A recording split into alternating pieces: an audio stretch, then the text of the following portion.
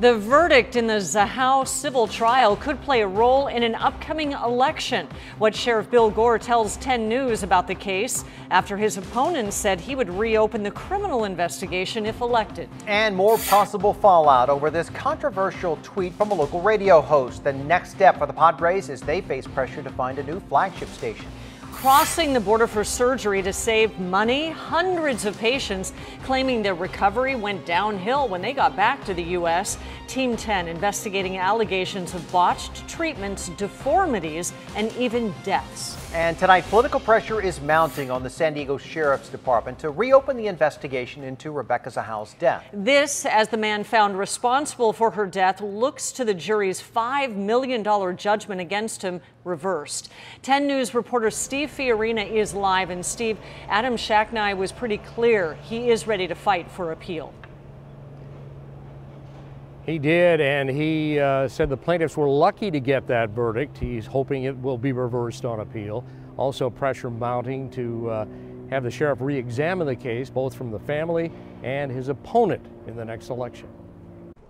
Defiant words from Adam Shacknai the day after a San Diego jury found him liable for the death of Rebecca Zahau, his brother's girlfriend. I'm disappointed, but I got plenty of fight in me. I got plenty of health.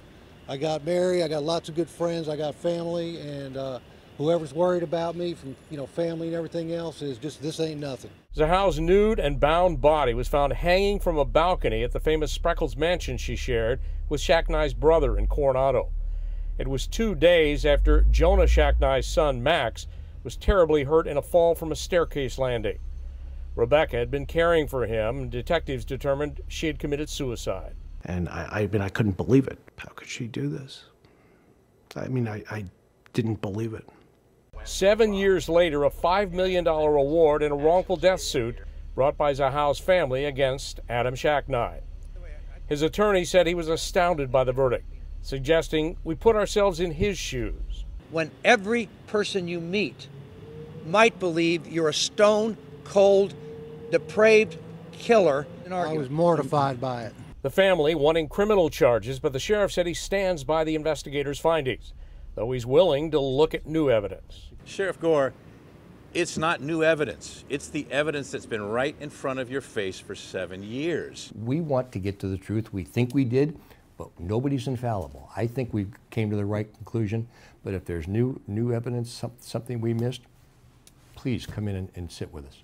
And this from the man hoping to unseat Sheriff Gore. If there's ever any doubt now, in 10 years, in 15 years, we have an obligation to reinvestigate. And the sheriff responded the case is already complicated and emotional enough without bringing politics into it. Live in Kearny Mesa, Steve Fiorina, 10 News. Steve, thank you. A San Diego police officer is recuperating.